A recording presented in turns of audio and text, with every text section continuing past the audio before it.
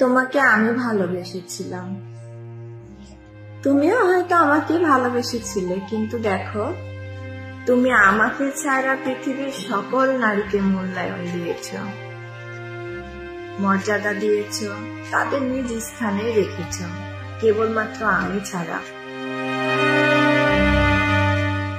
এটাকে আমি আফসোস বা দুঃখ এভাবে নিচ্ছি না, আমি নিজের ব্যর্থতা সহিত নিচ্ছি, কারণ এটা তো আল্লাহ প্রদত্ত, তাই না? আমার সাথে তো তোমার আর রক্তের সম্পর্ক নাই, যা আছে সেটা আত্মার সম্পর্ক। এই যে তোমার আমার বিচ্ছেদ হয়ে গেলে বা আমি মারা গেলে এই আত্মার সম্পর্কটাও থাকবে না, কিন্তু যাদের সাথে তোমার রক্তের সম্পর্ক তাদের সাথে কখনো তোমার বিচ্ছেদ হবে না, তারা তোমাকে কখনো ছেড়ে যাবে না, তুমি সেটা খুব ভালো করেই জানো। তাই হয়তো আমার থেকে মূল্যায়নটা তাদেরকেই করো, তাদের জায়গাতে তাদেরকে রাখো, আমার জায়গাতে আমাকে রাখো। এই যেমন পর আসলেই তো আমি পরই, তাই না? কারণ আমাদের রক্তের সম্পর্ক কোনো নাই, আমরা ছোটবেলা থেকে একসাথে বড় হইনি, আমাদের কোনো স্মৃতি নাই। যেটা হয়েছিল সেটা আসলে ওই আবেগে বশীভূত হয়ে তুমি আমার প্রেমে পড়েছিলে, আমি তোমাকে প্রত্যাখ্যান করতে পারিনি, তাই হয়তো বা বিয়ের সম্পর্কতে গড়াইছে। কিন্তু এর মানে তো এই না, তাই না, যে ভালোবাসা ছিল বলেই আমাকেই মূল্য দিতে হবে, তা তো না। তাই আমি বোকার মতন এসব মানে এক্সপেক্ট রেখে আজ মানসিক রোগী, সাইকোলজিক্যাল রোগী, যার ওষুধ ছাড়া এক ধাপও চলে না। বোকার মতন যদি এক্সপেক্ট গুলা প্রথম থেকেই না রাখতাম, তাহলে হয়তো বা আজ তোমার মতন আমিও একজন শক্তিশালী মনের মানুষ হইতাম। কেন জানি পারিনি, অযথা অনেক এক্সপেক্ট রাখছি, অনেক আশা রাখছি, যেটার যোগ্যতা আসলে আমার তো নাই, ঠিক না বলো? আমি পরের মেয়ে, তোমাদের সংসারে 2 দিনের অতিথি, আজ আছি কাল নাই। আমি মরে গেলে আমার জায়গা যে কেউ কখনো পূর্ণ করতে পারবে না তেমনটাও তো না। আজ আমার কিছু হলো, কালকেই আমার জায়গায় এসে একজন পূর্ণ করে নেবে, কিন্তু যাদের সাথে তোমার রক্তের সম্পর্ক তাদের জায়গা তো আর কেউ কখনো এসে পূর্ণ করতে পারবে না, তাই না? তাই হয়তো আমি তোমার কখনো আপন হইতে পারিনি, তোমার উপর কোনো অধিকার খাটাইতে পারিনি। আর এই সমাজটাই তো এমন যে বিয়ে করে আনছি, সে আমার খাচ্ছে, আমার পড়ছে, তার মানে আমার মতনই চলতে হবে, আমি যেভাবে চালাবো সেভাবেই চলতে হবে। তুমি তো আর সমাজের ব্যতিক্রম কিছু না, তাই তুমিও আমার সাথে তেমনটাই প্রতিফলন করার চেষ্টা করছো। কিন্তু জানো, এখানে তো আমার কোনো দোষ ছিল না, তুমি চাইলেই আমাকে তোমার জীবন থেকে সরাই দিতে পারতে, তাহলে হয়তো বা আমিও একটা সুস্থ জীবন পাইতাম, তুমিও একটা সুস্থ জীবন পাইতাম। একসাথে থাকার পর কেউই তো ভালো নাই, কেউ কোনো দিক দিয়েই ভালো না, আমি আছি না তুমি আছো।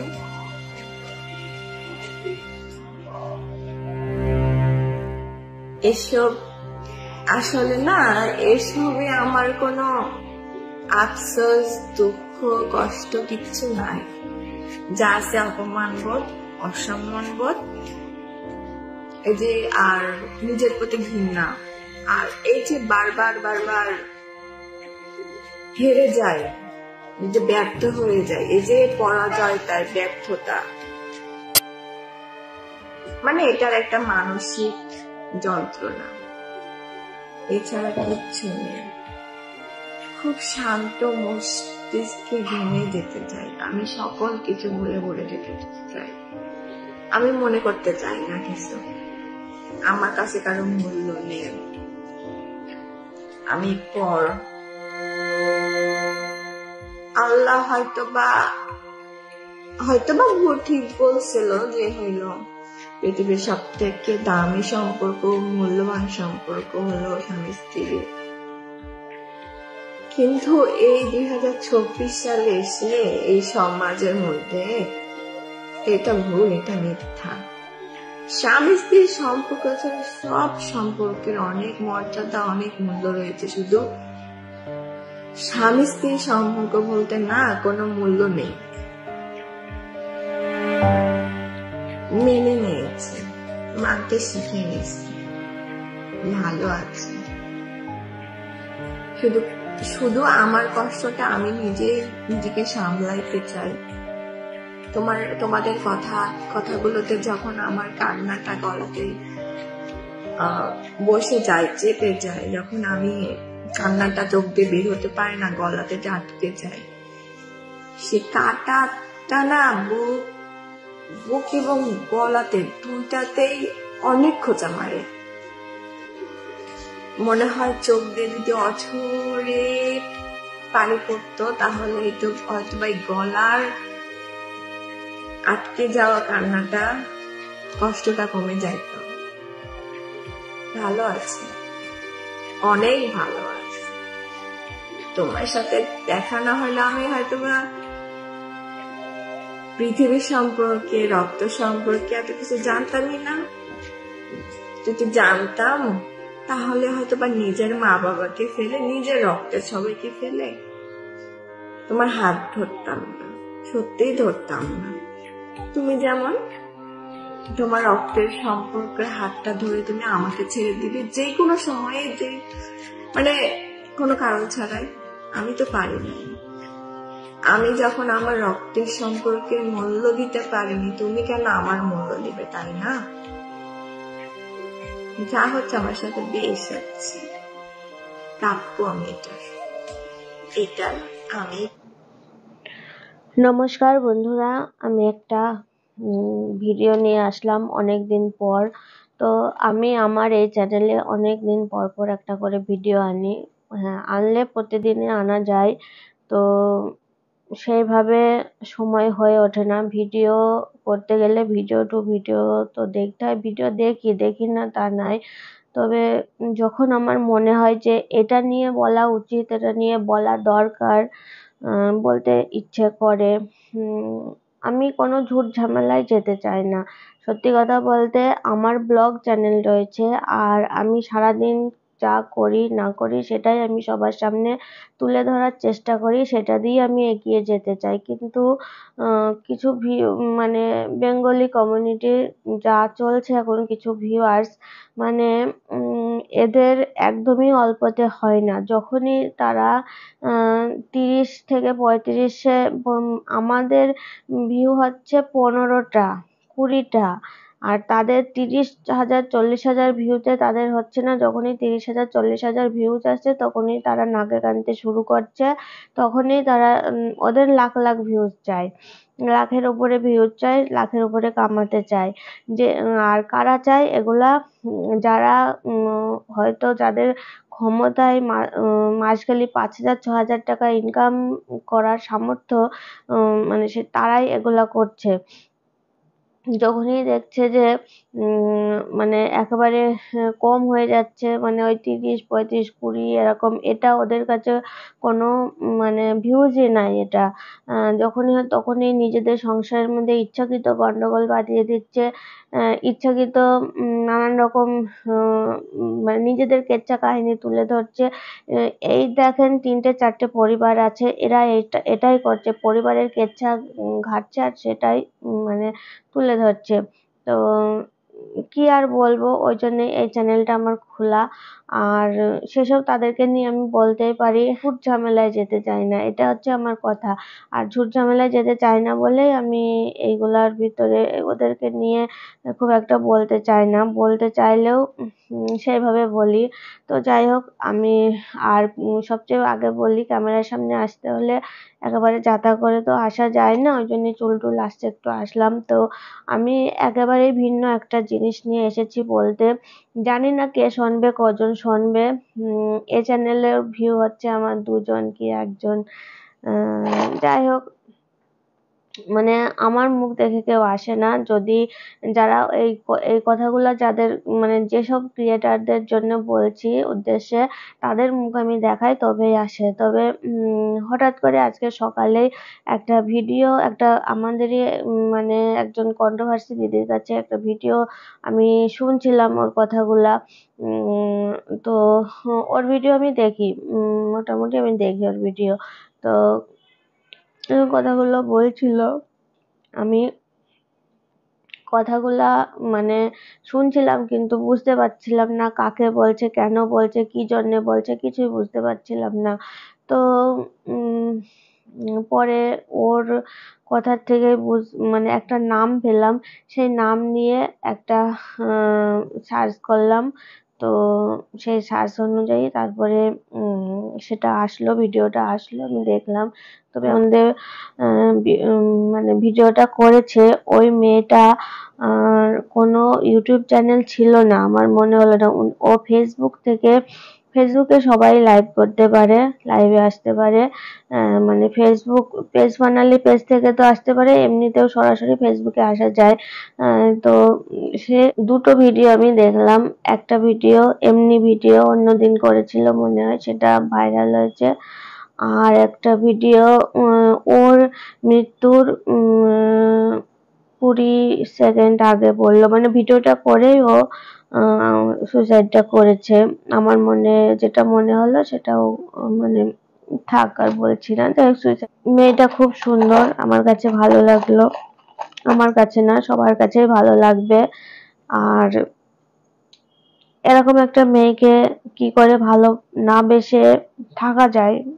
মা বলো, বাবা বলো, স্বামী বলো, আজকে মেয়েদের, ছেলে মেয়ে যাই হোক না কেন, বিশেষ করে মেয়েদের, সবার মা বাবা বিয়ের আগে মেয়েদের, আমি মেয়েদের কথাই বলছি, মেয়ে ছেলে দুজনেরই মা বাবা খুব ইম্পর্টেন্ট, দরকার। এই পৃথিবীটা এমনই না, সমাজটা এমনই, মা বাবা ছাড়া সত্যি বাঁচাটা খুব কঠিন। তারপরে যদি ছেলে হও তো একটা ভালো বউ যদি পাও তুমি তোমার পাশে, সে যদি সবকিছু জেনে শুনে এসে তোমার পাশে থাকে, তুমি সুখী হ্যাপি। মেয়েদের ক্ষেত্রে যদি একটা ভালো ছেলে তোমার কপালে জোটে তবেই তুমি হ্যাপি। তারপরে যদি ভালো শ্বশুর বাড়ি জোটে সেটা তো হ্যাপি অবশ্যই। তো তোমার কষ্টের দিন শেষ। আর যদি শ্বশুর বাড়ি ভালো না হয়, তোমার আবারও মানে যতটা কষ্ট ধরেন বাবা মা না থাকলে যতটা কষ্ট তুমি করে এসেছো বাপের বাড়ি থেকে, তার থেকে দ্বিগুণ কষ্ট তোমার করতে হবে। এটা হচ্ছে মানে মেন কথা। তারপরে যদি তোমার হাজবেন্ড তোমার কথা না বোঝে, না শোনে, সেটা জীবন তোমার একদম শেষ, যেটা এই মেয়েটার কাছে হয়েছে। তো মেয়েটার কথা করে বিয়ে করেছিল যখন 7-এ পড়ে, 7-8-এ পড়ে, এরকম টাইমে ওর হাজবেন্ডের সঙ্গে দেখা। তো প্রথমে ও সেটাকে গুরুত্ব দিইনি, মানে পাত্তা দিইনি, যেহেতু মা নেই, বাবার কাছে মানুষ, সৎ মা, সেই জন্য ও পাত্তা দিইনি। কিন্তু তারপরে 3 বছর ওর পিছনে পিছনে ছেলেটা ঘুরেছে ওকে পাওয়ার জন্য। তবে সত্যি মেয়েটা খুব সুন্দর, পিছনে পাওয়ার জন্য ঘুরেছে।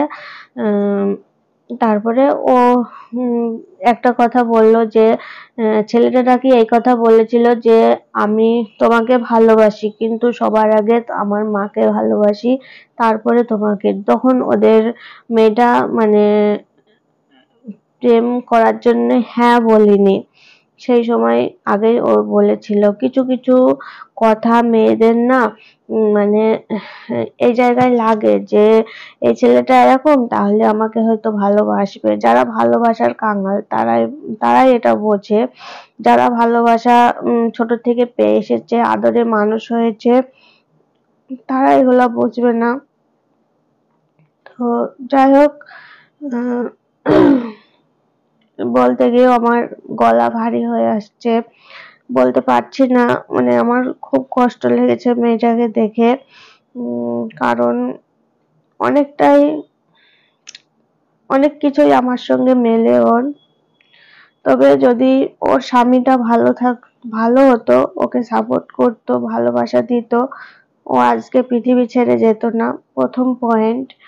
আরেকটা ভুলও করে গেল, ওর একটা বাচ্চা আছে, তাকে সে আরো একটা নাম কি রেমি না কি একটা নাম, রেমিস, আরো একটা রেমিস তৈরি করে থুয়ে গেল। তো তোমাকে যে তোমার হাজবেন্ড দেখতে পারতো না, তোমার শ্বশুর বাড়ির লোক দেখতে পারতো না, এর ফলে তুমি নিজেই বলেছো যে তুমি আবার বিয়ে করো, সেই মেয়ে বাপের বাড়ির যেন অনেক সম্পত্তি থাকে এবং সে যেন বোবা হয়। কারণ সে নাকি তার শাশুড়ির মুখে মুখে কথা বলতো, উত্তর দিত। কেউ ওর শাশুড়ির মুখে মুখে কথা বলে না, সে একমাত্র মুখে মুখে কথা বলতো এবং বাপের বাড়ি থেকে টাকা পয়সা এনে দিতে পারতো না। তো এমন মেয়েকে তুমি বিয়ে করো যাতে বাপের বাড়ির প্রচুর সম্পত্তি থাকে, বাপের বাড়ি থেকে তোমাকে প্রচুর সম্পত্তি এনে দিতে পারে এবং সে যেন মুখে কোনো কথা না বলে, বোবা হয়। তো কতটা কষ্ট নিয়ে কথাটা বললো। আর এদিকে ওর বাবা আর এটা বলছে যে আমি যদি কোনোদিন মানে না থাকি, সেদিন কখনোই তোমাকে বিপদে ফেলে যাব না, কারণ এর জন্য দায়ী আমার বাবা। কারণ আমার বাবা যদি আজকে বিয়ে না করতো, আমার জীবনটা এরকম হতো না। বাবা মা, এবং এইখানে বিষয়টা হয়েছে বাপের বাড়ি। আরো একটা জিনিস, এটা হয়েছে ঈদের দিন। তা ওর ঈদের দিন নাকি ওর ঈদের দিনে মানে সুইসাইডটাও ঈদের দিন করেছে। আর মনে হলো ঈদের দিনই, হ্যাঁ ঈদের দিনই। তো ওদের তো একটা অনুষ্ঠান থাকে, সেদিন অনেক ভালো মন্দ রান্না করেছে, ও খাওয়ার কাছে গিয়েছে, ওকে কেউ কথা বলেনি, ওর শাশুড়ি ননদ কেউ কথা বলেনি, ননদ ওর থেকে ছোট, তাও কেউই কথা বলেনি, খাওয়ার কথা বলেনি। তখন ও অনেক দুঃখ কষ্ট নিয়ে একটা মেয়েদের যেখানে শেষ যাওয়ার জায়গা থাকে, বাপের বাড়ি, তো সেখানে সে আশ্রয় নিতে গিয়েছিল। আর সেদিন নাকি ওর জন্মদিন ছিল, তো সেখানেও সেরকমটি পাইনি। তো ও যেটা বলছে, ওকে নাকি এরকম সবাই বলে যে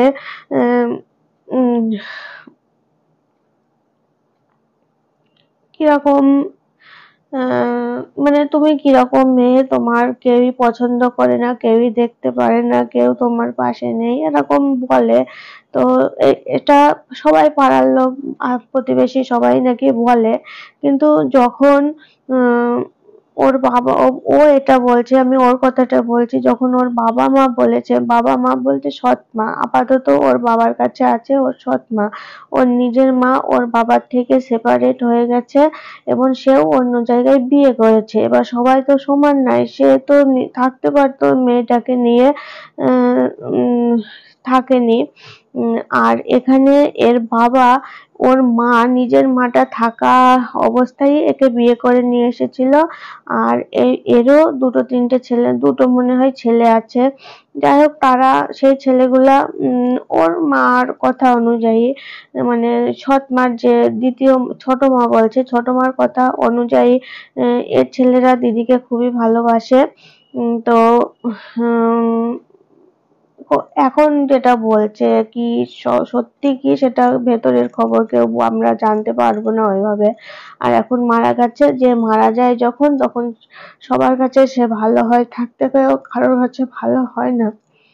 তো মেয়েটার যেটুকু কথা আমি শুনেছি, মেয়েটার চোখে আমি জল দেখিনি, সে একদম পাথর হয়ে কথাগুলো বলছে। যাই হোক, আমি নিজেই বলতে পারছি না মেয়েটার কথাগুলা।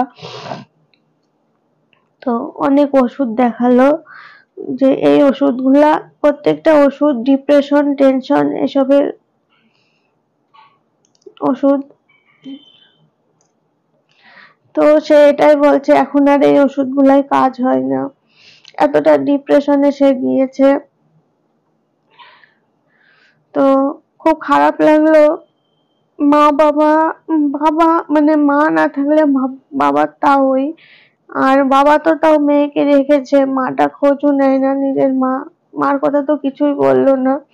তো ওর এটাই ক্ষোভ ছিল, আজকে যদি আমার বাবা মা সেপারেট না হতো তাহলে আজ ওর এই পরিস্থিতি হতো না। কথাটা ও ঠিক বলেছে, একদম ঠিক বলেছে। কিন্তু অন্যায়টা বাবা মা করলো, শাস্তিটা মেয়েটা পেলো। আর আরো একটা মানে আরো একটা ওর নামটা রেমিয়া নাকি নামটা, আরো একটা রেমিয়াও তৈরি করে থুয়ে গেল নিজের মেয়েটা। আমার বলতে নেই, মেয়েটাকে নিয়ে যদিও সুইসাইড করতো কিংবা মেয়ের একটা ব্যবস্থা করে যেত, মেয়েটার মুখের দিকে তাকিয়ে কষ্ট করে আলাদা হয়ে অন্য জায়গায় থাকতো। লোকে যা বলে বলুক, লোকে তো এখন আমার এটাই কথা, ছোট বাচ্চা মেয়েটার কি হবে, মেয়েটার কথা একবারও ও বললো না কিছু, যে মেয়ের কি হবে সে কথাটা একবারও বললো না। শুধু নিজের উপরে যে অত্যাচারগুলা হয়েছে নীরবে সহ্য করেছে সেইগুলার কথাই সে বলছে। তো সরি বন্ধুরা, কিছু মনে করবেন না, আমার খুব কষ্ট হচ্ছে মেয়েটার জন্যে। মেয়েটা সত্যি খুব সুন্দর, সুন্দর হোক বা না হোক, অসুন্দরী হোক কেন, আমাদের সমাজ আজও মেয়েদেরকে এরকম চোখে দেখে, এরকম ভাবে শাস্তি দেয়, কেন সম্মান দেয় না। আমাদের উচিত যখন একটা পরের বাড়ির মেয়ে আসে তখন সে তার অনেক ভুল ত্রুটি হতেই পারে, সেটাকে তাকে বুঝিয়ে ভালোবেসে তাদের কাছে টেনে নিতে হয়। কতক্ষণ সে দূরে থাকবে। আমার এরকমও হয়, ভালোবেসলে আঘাতও পেতে হয়, এরকমও হয়। তবে মেয়েটা খুবই ভালো ছিল, আমার যেটুকু মনে হলো। সে সুইসাইড করবে বলেই সে লাইভটা করেছিল, এবং তার স্বামী, সে যখন তার স্বামীকে বিয়ে করে, সেই স্বামীর কোনো ইনকাম ছিল না, ওর বাবার কথা অনুযায়ী এবং ওর কথা অনুযায়ী ইনকাম ছিল না। এবং ইনকামটা যখন ইনকাম শুরু করে, তখন যখন ইনকাম ছিল না, অনেক অনেক টাকা ওর বাবা দিয়েছে। যখন ইনকাম করা শুরু, তারপরে ওর বাবা হচ্ছে হার্টের পেশেন্ট, তখন থেকে ওর বাবার ইনকামের টাও কমে গেছে। আর পয়সা কড়ি ওই হাত খরচ বাবদ 100-200 টাকা কি 200-500 টাকা দিত, তাছাড়া সেভাবে দিত না, লাখ লাখ টাকা বা হাজার হাজার টাকা দিত না। তো তখন থেকেই অত্যাচারটা আমার মনে হয় বেশি শুরু হয়েছে মেয়েটার উপরে। তো এটা নিয়ে কিন্তু সবাই ভিডিও করছে, বানাচ্ছে, জানছে। এটা খুবই মর্মান্তিক একটা ঘটনা। আমি সাধারণভাবে আমার ভিডিও বললাম তো 1-2জনের কাছে পৌঁছাবে, তাছাড়া পৌঁছাবে না। তবে আমি এটুকু বলতে পারি, আমার ভিডিওটা যারা ভুল করে চলে এসছেন দেখতে, শুনতে, তো তারা একটু শেয়ার করে দেবেন। তাহলে আমি চাই সবাই শুনুক, জানুক। সবাই শুনছে, জানছে অবশ্যই, তাও যদি 2জনের কাছেও, 1জন থেকে আর 2জনের কাছেও যারা জানে না, যাদের চোখে পড়েনি, পৌঁছায়, তাতেও আমি খুশি। আমার তাতে তো পয়সা আসবে না, পয়সার জন্য নাই, আমি চাই মানুষকে জানাতে, এইভাবে মেয়েদেরকে অবহেলা করো না। আর মেয়েদেরকে এইভাবে, আর মানুষকে একটুখানি তার বাবা মা নেই বলে তাকে দিয়ে কাজ করিয়ে নেবে, তাকে অসম্মান করবে, তার কথার কোনো যুক্তি নেই, তার কথা শুনবে না, তাকে অবহেলা। ছোট্ট একটা কথা একটা মানুষকে যে কতটা কষ্ট দিতে পারে, কতটা ক্ষত সৃষ্টি করতে পারে, সে যারা বলে না তারা জানে না, তারা জানলে এইগুলা করতো না। যাই হোক, তো সেই যে শাড়িটা ওর হাজবেন্ড প্রথম ওকে কিনে দিয়েছিল, সেই শাড়িটা ও পরেছে এবং সাজলো, বললো আমি একটুখানি সাজবো, আর শেষ বেলায় একটু সেজেই যায়, পরিষ্কার লাইভে বলছে। আর হঠাৎ করে লাইভটা ওর বাবা বলল যে লাইভটা নাকি একদম শেষ মুহূর্তে ওর ভাইয়ের চোখে পড়েছে এবং ওর ভাই সঙ্গে সঙ্গে ওর মানে হাজবেন্ডকে বলেছে, হাজবেন্ড বলেছে আমি 10-15 মিনিটের ভিতরে ঢুকে যাচ্ছি। যে বাড়িতে ছিল সেই বাড়িতে ও একা ছিল, নিচে অফিস ছিল, অফিস বন্ধ ছিল বললো, ও 3 তলায় বললো তো ভাড়া ছিল, 2 তলায় ওরা ছিল। তো মেয়েটা একা ছিল আর ওই শাড়িটা পরেছে আর একটু সেজেছে, গলায় একটা হার দিল আর একটু লিপস্টিকও দিল, দিয়ে কিছু কথা শেয়ার করলো যে যদি কেউ শাস্তি হয় সেটা আমার বাবা মা শাস্তি পায়, যেন বাবা মা যদি আজকে একসঙ্গে থাকতো আমার আজকে এই দশা হতো না। কথাটা একদম ঠিক বলেছে। আমি প্রত্যেক বাবা মার কাছে অনুরোধ করে বলছি, আপনারা যখন একটা বাচ্চা হয়ে যাবে তখন আপনারা এই সেপারেশনের কথা ভাববেন না। সেপারেশনের কথা তখনই ভাববেন যখন কোনো বাচ্চা বা বাচ্চা আপনাদের জীবনে আসেনি বা আসেনি, আশা রাখবে অবস্থায় আপনারা সেপারেশন হয়ে যান যার যার মতো, কিন্তু একটা বাচ্চা হয়ে গেলে বাচ্চাটার মুখের দিকে তাকিয়ে আলাদা থাকবেন না, কারণ সেই বাচ্চাটার ওপর দিয়ে যা ঝড় যায়, যা ডিপ্রেশন যায়, যা কষ্ট যায়, সেটা হয়তো এই সমাজে আর কারোর উপরে যায় না। আমার এরকমও আছে যে ভালো বাবা মা আছে, ভালো অবস্থা ঘরের মেয়ে, সেও শ্বশুর বাড়ি গিয়ে লাঞ্ছনা গঞ্জনার সহ্য করতে হয়, মুখে পড়ে, এরকমও আছে। বাবা মা থেকেও হয় না তা নাই, কিন্তু বাবা মা অ্যাটলিস্ট বাবা মার কাছে তো যেন ঠাঁই পায়। সে হয়তো চেয়েছিল সেদিন যে বাবা মার কাছে যাব, গিয়ে দুটো জন্মদিন আজকে,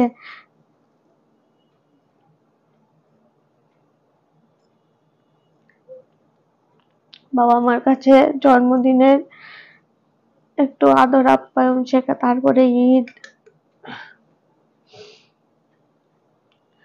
পাবো আমরা, সেই হিসাবে গিয়েছিল। কিন্তু সেখানে যাওয়ার পরে ওর বাবা মা যেটা বললো, ওর বাড়িতে যায়নি বা ওর কথা অনুযায়ী সেখানে গিয়েও ও একই কথা শুনেছে এবং সেখানে ও মানে স্তব্ধ হয়ে গেছে একদম। ও বলছে পাড়ার লোক বা অন্য লোক তো বলেই, তাদের নিয়ে আর মাথা ঘামায় না, কিন্তু যখন নিজের লোক বললো তখন আমি পাথর হয়ে গেছি এরকম। ওর ভিডিও গুলা দেখবেন যদি চোখে পড়ে। আমি আর ওর ভিডিও একটুখানি দিয়েছি, ওটা আলাদা, আর আমি যেগুলো বলছি অন্য একটা ভিডিও। তো জানি না এইটুকু ক্লিপে কপিরাইট আসবে কিনা, তো আমি নিজেই বলছি, তো দেবো কিনা ভেবে দেখবো। সত্যি মেয়েটা খুব অল্প বয়স, 10 বছর বিয়ে হয়েছে, 15 বছরে না 16 বছরে বিয়ে হয়েছে, এরকম। তো এই তো বয়স 24-25 বছর বয়স মেয়েটা, এখানেই তার জীবন ইতি।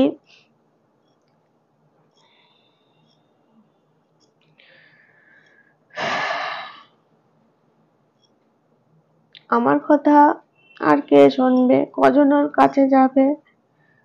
প্লিজ একটু সবার কাছে পৌঁছে দিও কথাগুলা। আমার মেয়েটাকে দেখে খুব কষ্ট হয়েছে, আমার মনে হচ্ছে না মেয়েটা নেই, একদমই মনে হচ্ছে না। সেটা তো আর লাইভে দেখায়নি, সেটা দেখাচ্ছে না, আর দেখতেও চায় না। যে হাসি মুখটা, হাসি না, যে মানে কতটা অভিমান নিয়ে ও যখন বলে কথাগুলো, একটা মানুষ পৃথিবী ছেড়ে চলে যাচ্ছে, একটু বাদে সে সুইসাইড করবে, তার জন্য সে সাজছে।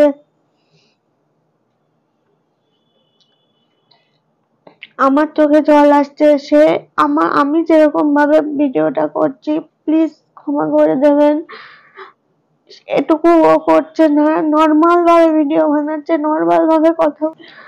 তো বন্ধুরা, ভিডিওটা এখানে শেষ করছি, আর পারছি না বলতে। যদি কিছু বলার থাকে পরে বলবো, আর এখন বলতে পারছি না। টাটা ভাই।